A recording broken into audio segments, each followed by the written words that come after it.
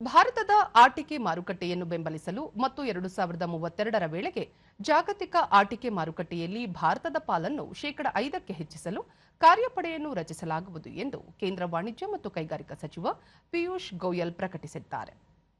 ದೆಹಲಿಯಲ್ಲಿ ನಿನ್ನೆ ಉದ್ಯಮ ಮತ್ತು ಆಂತರಿಕ ವ್ಯಾಪಾರ ಉತ್ತೇಜನ ಇಲಾಖೆ ಆಯೋಜಿಸಿದ್ದ ಆಟಿಕೆ ವಲಯದ ಪಾಲುದಾರರ ಸಭೆಯನ್ನು ಉದ್ದೇಶಿಸಿ ಮಾತನಾಡಿದ ಅವರು, ಹೊಸದಾಗಿ ರಚಿಸಲಿರುವ ಕಾರ್ಯಪಡೆ ಆಟಿಕೆ ಉದ್ಯಮದ ಸಮಗ್ರ ಬೆಳವಣಿಗೆ, ಜಾಗತಿಕ ಮೌಲ್ಯ ಸರಣಿಯ ವೃದ್ಧಿ, ಉತ್ಪಾದನಾ ಸಾಮರ್ಥ್ಯ ವೃದ್ಧಿ ಮತ್ತು ಸುಲಭ ವ್ಯವಹಾರ ಚಟುವಟಿಕೆಗೆ ಕ್ರಮ ಕೈಗೊಳ್ಳಲಾಗುವುದು. ಇದೆಲ್ಲ ಸೇರಿದಂತೆ ಎಲ್ಲ ಅಂಶಗಳ ಬಗ್ಗೆ ವಿಶೇಷ ಗಮನ ಹರಿಸಲಿದೆ ಎಂದರು. ಭಾರತದ ಆಟಿಕೆ ಮಾರುಕಟ್ಟೆ ವಿಕಸಿತ ಭಾರತ ಗುರಿ ಸಾಧನೆ ನಿಟ್ಟಿನಲ್ಲಿ ದೇಶದ ಪ್ರಗತಿಯನ್ನು ಪ್ರತಿಬಿಂಬಿಸುತ್ತದೆ.